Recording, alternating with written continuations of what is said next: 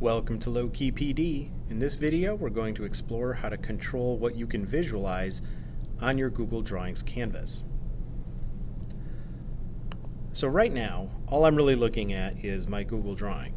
If I click on View, I have the option to show any comments that have made by collaborators on this drawing. So if I click on this, notice I still have my Google Drawing in front of me, but now I can see the different comments that have been made.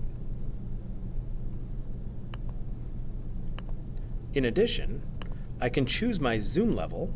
If I click on View and go down to Zoom, I can either set it to be at 50%, which will make it a little bit smaller. It's still the same drawing, I'm just zoomed out a bit. Or I can choose 100%, 200%, or Zoom to Fit, which will basically take the Google Drawing and make it big enough to fit on my screen. Or if I want, I can simply just zoom in or zoom out until I'm satisfied with what I see. And if I'm just moving objects around, and I don't really need the controls, I can click on full screen. Notice it says press escape to show controls.